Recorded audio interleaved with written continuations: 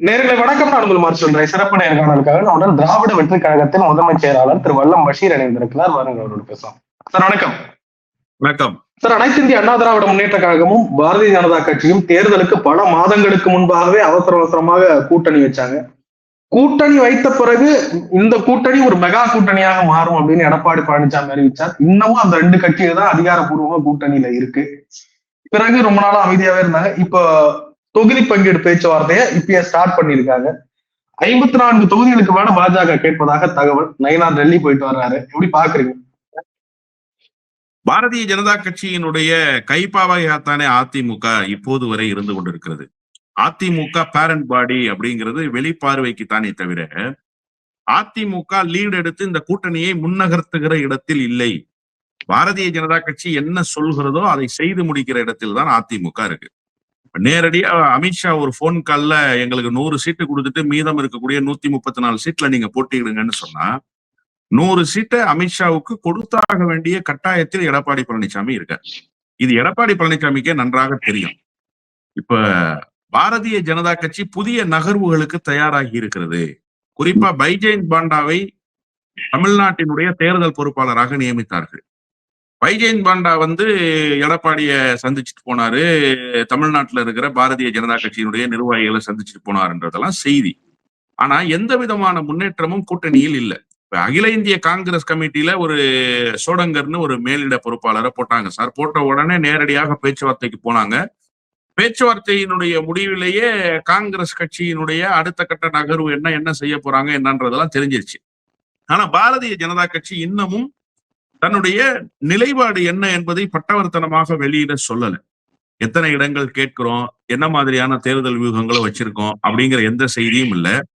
எடப்பாடி பழனிசாமி தான் முதலமைச்சர்னு பாஜக தரப்புல இருந்து அதிகாரப்பூர்வமா ஏதாவது செய்தி வந்திருக்கான்னா அண்ணன் நயினார் நாகேந்திரன் அவ்வப்போது பழைய அதிமுக பாசத்துல பேசுறாரே தவிர மற்ற எல்லோருமே இதுவரை எடப்பாடி பழனிசாமி தான் முதலமைச்சர் என்று எந்த பொது மேடையிலும் எந்த பத்திரிகையாளர் சந்திப்பிலும் பெரிதாக சொல்லவே இல்லை என்பதுதான் யதார்த்தமான உண்மை. இப்ப பியூஷ் கோயல் தலைமையில ஒரு 3 ஒன்றிய அமைச்சர்கள், ஒன்றிய இணை அமைச்சர்களை போட்டிருக்காங்க. இது எதுக்காக அப்படின்னு சொன்னா இப்ப ஒரு அடுத்த கட்ட பேச்சுவார்த்தைக்கு தயாராகணும். கூட்டணியை ஸ்ட்ரென்தன் பண்ணணும். இப்ப கூட்டணியை இதுவரைக்கும் ஸ்ட்ரென்தன் பண்ணுவாருன்னு யாரை எதிர்பார்த்தாங்கன்னா எடப்பாடி பழனிசாமியை எதிர்பார்த்தாங்க. ஆனா எடப்பாடி பழனிசாமி கூட்டணியை ஸ்ட்ரென்தன் பண்றதுக்கான எந்த வேலையும் செய்யல. நீங்களே சொன்னீங்க, ஏறக்குறைய நெடுநாட்களுக்கு முன்பே 2 கட்சியும் கூட்டணிக்கு ஒப்பந்தம் போட்டுச்சு. இந்த 2 கட்சி தான் இப்ப வரைக்கும் நீடிக்குது. இந்த 2 கட்சி தான் இப்ப வரைக்கும் நீடிக்குதுன்றதை தாண்டி இன்னொரு கூடுதலான செய்தி நீங்க சொல்லாமல் விட்ட செய்தி என்ன அப்படின்னா, தேர்தல் வரைக்கும் இந்த 2 கட்சி தான் தொடரும். அதற்குண்டான வாய்ப்புகள் தான் இந்த 2 கட்சிகளுக்கும் இருக்கின்றது. யார் வருவாங்க? உங்களுடைய கணிப்புல யார் இருக்காங்கன்னு நீங்க நினைக்கிறீங்க? நீங்க தேமுதிகவுக்கு ஒரு ராஜ்யசபாவை கொடுத்தாரு சார் எடப்பாடி பழனிசாமி. அந்த ராஜ்யசபா இடம் என்பது ஒரு மிகப்பெரிய வாய்ப்பு. அந்த வாய்ப்பை அந்த கட்சி ஏற்றுக்கணும். ஆனா அந்த கட்சி ஏற்றுக்கொள்ளலன்றதை தாண்டி ஏற்கிறோமா மறுக்கிறோமான்ற முடிவையே சொல்லல அந்த கட்சி. அதான் ரொம்ப முக்கியம். நாங்க அக்செப்ட் பண்ணிக்கிட்டோம், இல்ல டினே பண்ணிட்டோம், அதை நிராகரிச்சிட்டோம் அப்படின்னு சொல்லணும்ல. நாங்க ஜனவரிக்கு பிறகு அதெல்லாம் பாத்துக்கிறோம்னு சொல்லிட்டாங்க. இப்ப கூட நேற்றைக்கு அந்த கட்சியினுடைய மாநாட்டு அழைப்புதலை அந்த கட்சியினுடைய தலைவர் பிரேமலதா விஜயகாந்த் அவர்கள் வெளியிட்டப்ப என்ன சொல்றாங்கன்னா, எங்களுடைய மாநாட்டுக்கு பிறகுதான் நாங்க தேர்தல் முடிவு என்னன்றதை அறிவிப்போம், கூட்டணி குறித்த முடிவை அறிவிப்போம் அப்படின்னு சொல்றாங்க.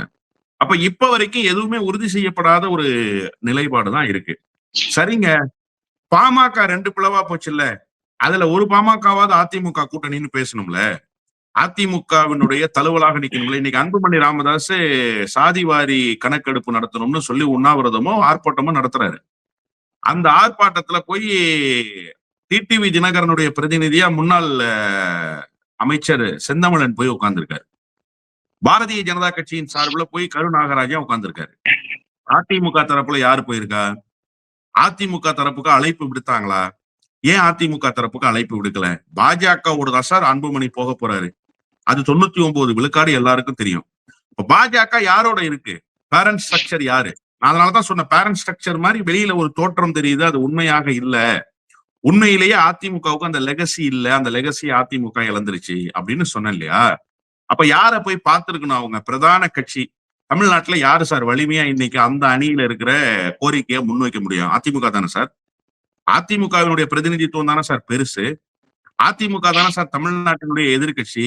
தமிழ்நாட்டினுடைய எதிர்கட்சி தலைவர் எடப்பாடி பழனிசாமி தானே சார்.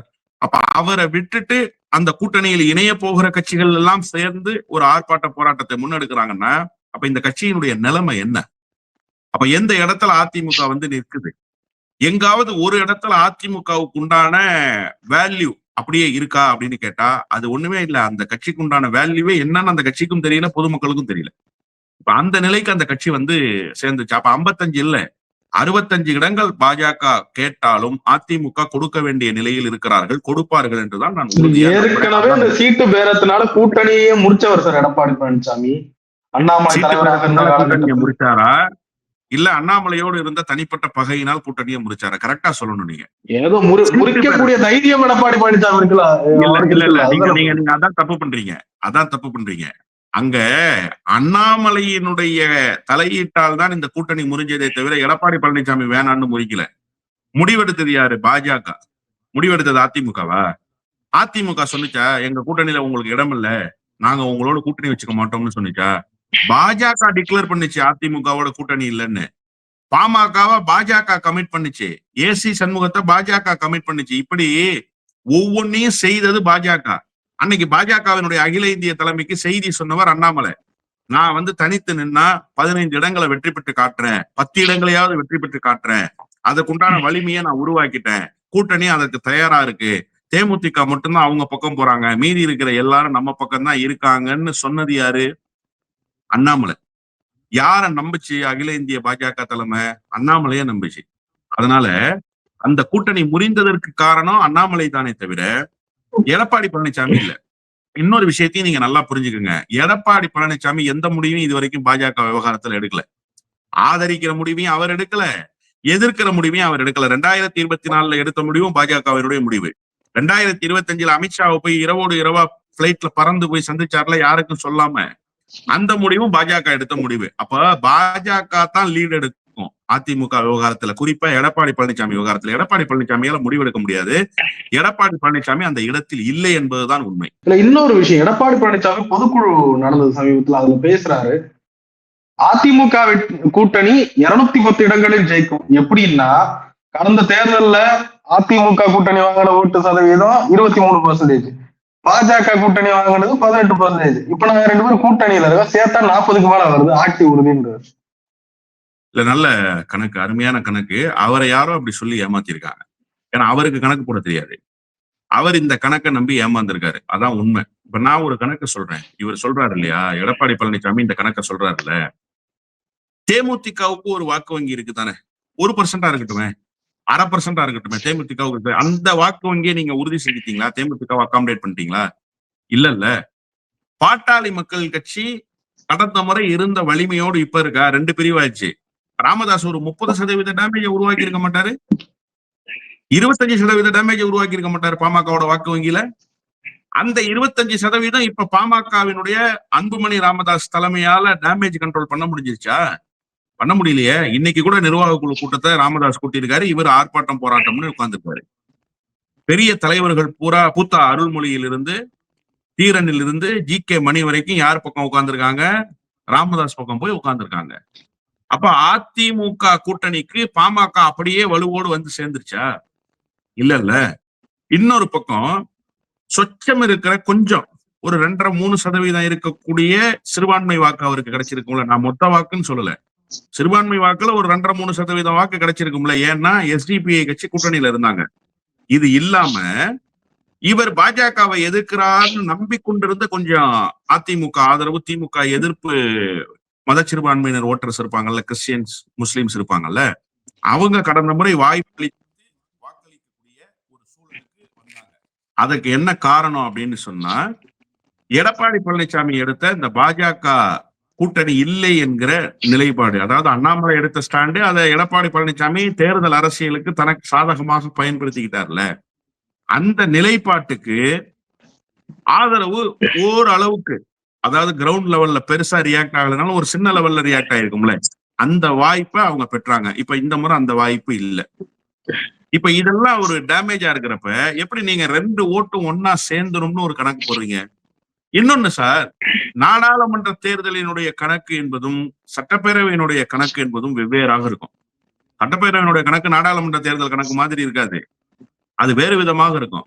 எனவே எடப்பாடி பழனிசாமி சொல்கிற கணக்கெல்லாம் இங்கே பெரிதாக எடுபடாது. எடப்பாடி பழனிசாமி என்ன சொல்லலாம்னா, 2021 சட்டமன்ற தேர்தல்ல ரொம்ப சொற்பமான வாக்கு வித்தியாசத்துல தோல்வி அடைந்த வேட்பாளர்கள் இருக்காங்க அதிமுகல.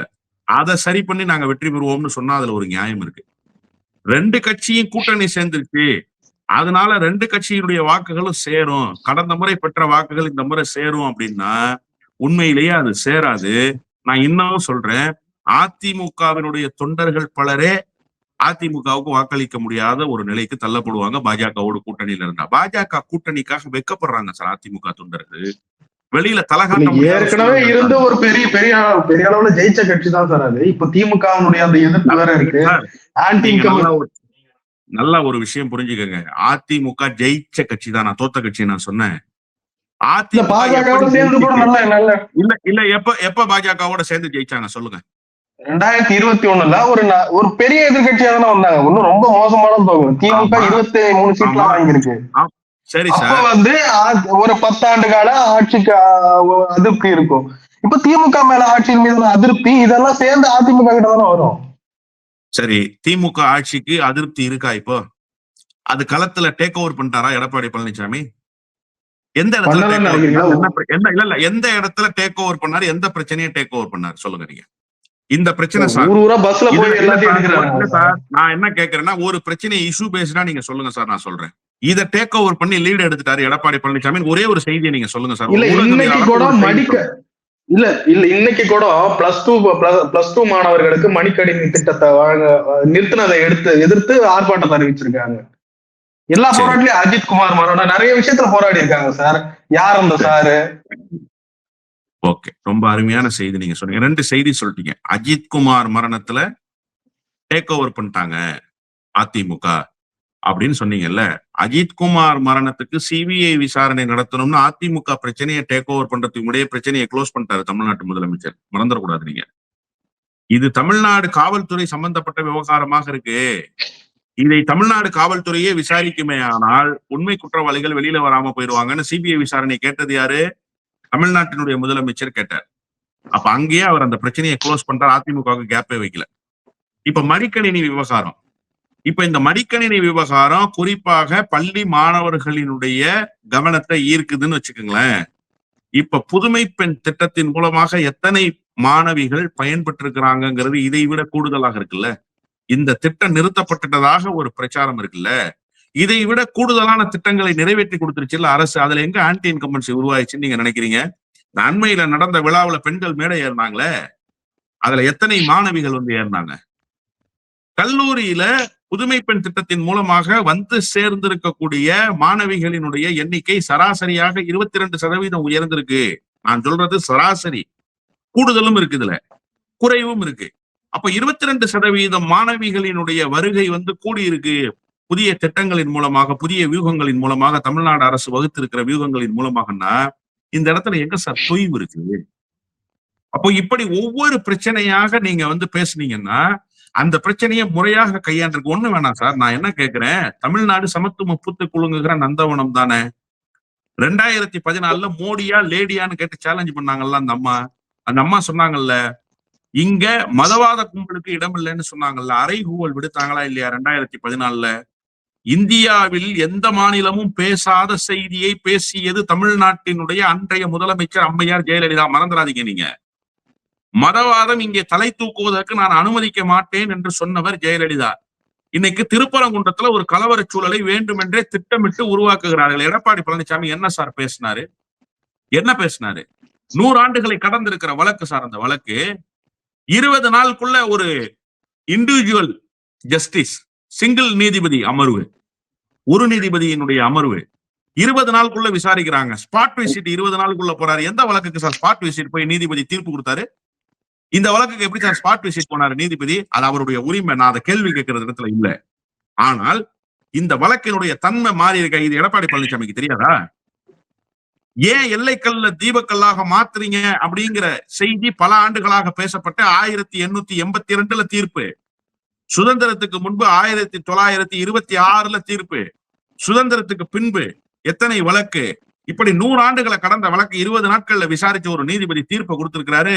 அதன் அடிப்படையில அந்த பகுதிக்கும் அந்த கோவிலுக்கும் சம்பந்தமே இல்லாத ராம ரவிக்குமார் ஒரு 20 பேரை அழைச்சிட்டு போய் நிக்கிறாரு. தமிழ்நாடு அரசு தவறு செய்திருச்சுன்னு பேசுறாரு சார்.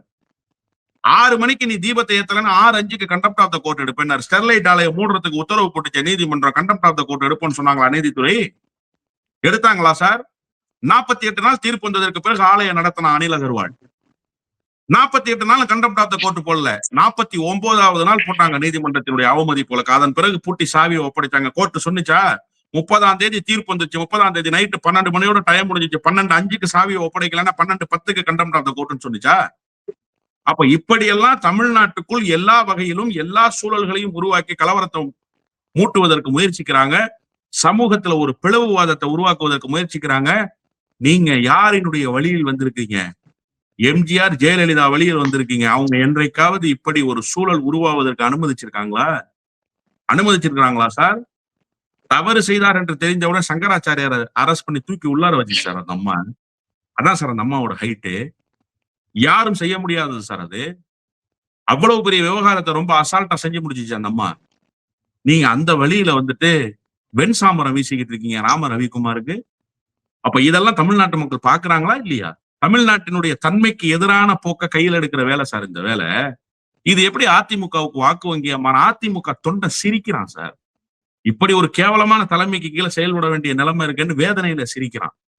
இந்த காட்சிகள் எல்லாம் எடப்பாடி பழனிசாமிக்கு தெரியாதா?